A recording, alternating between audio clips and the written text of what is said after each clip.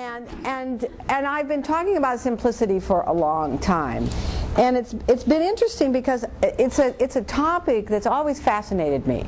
I mean, I've always been excited about simplicity, and there's lots of, you said you're going to be simplistic, but simplicity is not simplistic. Simplicity is very complex and sometimes very difficult, but it's got several levels, and there's the one level that I think everybody thinks of as simplicity. It's the cutting back, of people. They want to get rid of their clutter, they want to spend less, and they do it for a variety of reasons. Some of it's so they don't go into debt, or they want to get out of debt, or maybe they can work less, and certainly it's better for the planet because they consume less.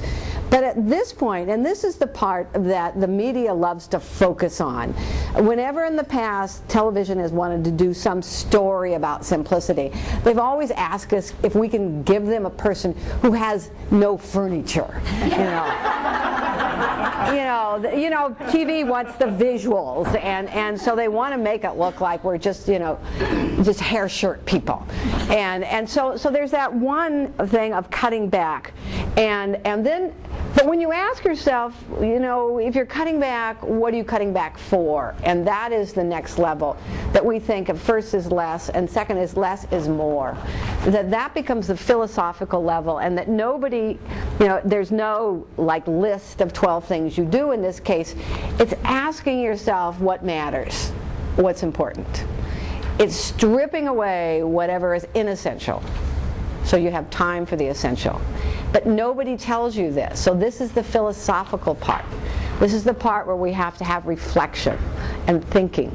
And it's interesting because this is the part that excites me.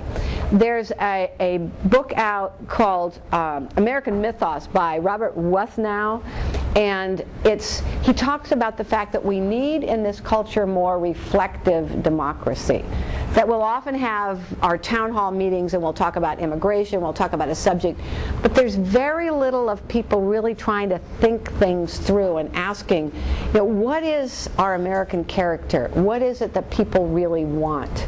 And I think a lot of the things that we've seen today about vacation, that if we think in terms of the long term, obviously vacations are very good for people, but this culture only thinks in the short term. So for me, this simplicity is a very, get people to think, to contemplate. However, I have discovered in the last several years that it's very, very difficult to talk about simplicity. My favorite story is of a young man who came up to me and said, I think I've heard you speak. Aren't you the woman who talks about the self-deprivation? and it's, yes, how do you answer that? Yes, that's me. And so, those of us involved in this movement have spent a lot of time trying to convince people it's not about self-deprivation. It really is about less is more. But we've tried and tried over the years, and finally I felt like I just had to throw in the towel. It was another young man who came. He was visiting. He had been a student at Reed, and he was a friend of the family, and he was staying for a few days, and he was reading all the stuff on my refrigerator, and he started reading my grocery list, and he said, you really walk your talk. And I said, what? I came over and looked at the grocery list that I had just started, and it said on it, bread and water. No. I said, this is not my week's rations. This is organic bread and sparkling water for a party. And I thought, this is deep in our psyche that it's about this deprivation. So I want to read you something to show you what I think it really is. And this is a quote from Thoreau. And this is actually, they only brought one of my new book, which has several people who are part of our conference in this. Isn't that a pretty book? Less is more. But we have a lot of the people who are here who are in it. But this one kind of, for me, sums up what simplicity is and what we're trying to get from vacations, what we're trying to get from more time. Thoreau said, I am grateful for what I am and have.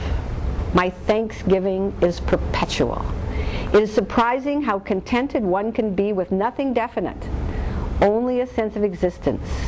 My breath is sweet to me. How I laugh when I think of my vague, indefinite riches. No run on my bank can drain it, for my wealth is not possession, but enjoyment. If the day and the night are such that you greet them with joy, and life emits a fragrance like flowers and sweet-smelling herbs, is more elastic, starry, and immortal, that is your success. Isn't that great? Isn't that how we want to feel every day? And so, you know, when we talk about simplicity, this is really how we want to feel. But still we have to fight this other image. And so I was trying to think, what can we do about this? And there is a quote I found from Saint-Exupéry, you know, the author of The Little Prince, and he said, if you want someone to build you a boat, some of you may have heard this, but I love this. If you want someone to build you a boat, you don't just bring people together and give them the wood and the plans and the tools. What you do is you teach them to yearn for the vast and endless sea. Don't you love that? And they'll think, I want to make that boat. You know, where is the stuff I need? And so what we need to do, and I think this is what we need to do with vacation, and this is why I connect this so much with simplicity, is somehow get a vision out there of what we're talking about.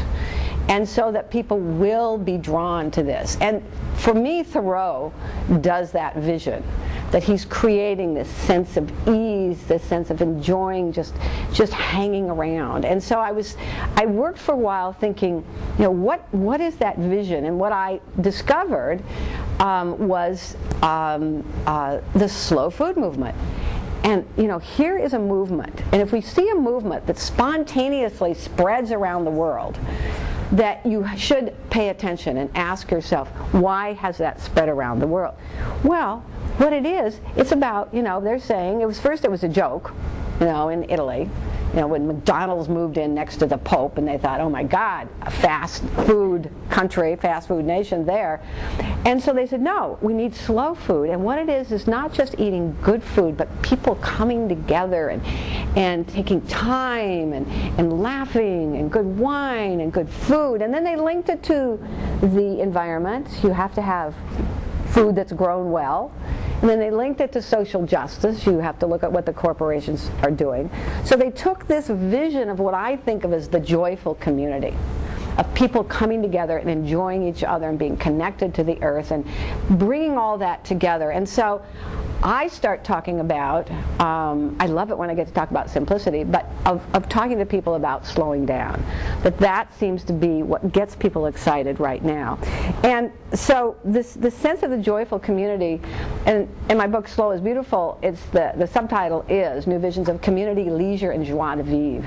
So that the happiness literature shows us that what is at the core of happiness is this connection with other people.